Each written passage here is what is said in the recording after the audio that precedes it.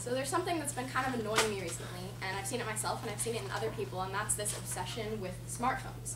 And what really made me realize this was my parents, who on a regular basis will be sitting 5 feet from each other playing Words with Friends against each other while having family time. And it made me kind of realize that smartphones are sort of ruining the way that we communicate face-to-face. A lot of people are saying that it's much easier for them to talk via text than face-to-face, and that they feel more authentic when they're texting someone than when they're talking face-to-face. And it kind of reminded me of in Feed when all the kids had their feeds shut down and they were in the hospital. And Titus's dad comes to visit him, and it says, he stood there staring at me for a few seconds, and I was like, what? What? He seemed surprised and then blinked. He said, oh shit, yeah, I forgot. No AmChat, just talking. He felt uncomfortable talking rather than chatting with Titus because he was used to chatting so much. Now, I'm not saying that we're quite as bad as Feed, where we have this thing implanted in our brains, but I do think that iPhones and smartphones in general have kind of become like an appendage to most people.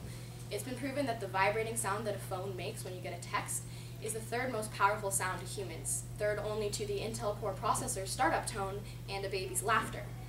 And teens who use their phones most use it mostly because they're unhappy or bored, and a lot of that time is spent on Facebook. And I'm sure that all of you can agree when I say that Facebook is extremely time-consuming, and I'm pretty sure that most of you use Facebook to complain about sharp homework more than you actually spend time doing it.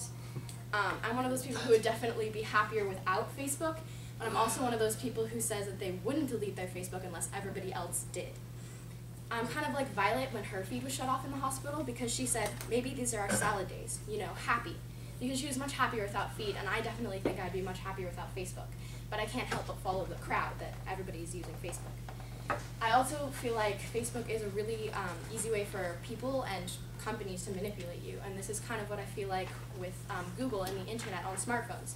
When you're having a conversation with someone and you don't know something or you don't know what something means, there's going to be someone who pops up with a smartphone and Googles it for you.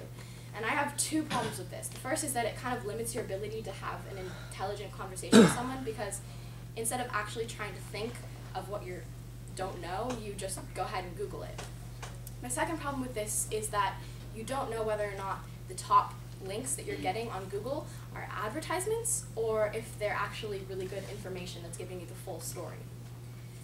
Now, I'm not saying all technology is bad. I definitely think that there are really good uses for technology, like new green technologies and water for the third world and new medicines. What I am saying is that we're not that far from Feed. And while cell phones aren't implanted in our brains, they have become like appendages to people, and a lot of people are becoming addicted to using them and just being in love with their cell phones. What really sort of, a statistic that kind of made me think was that more kids aged 2 to 5 can work a smartphone than can tie their shoes.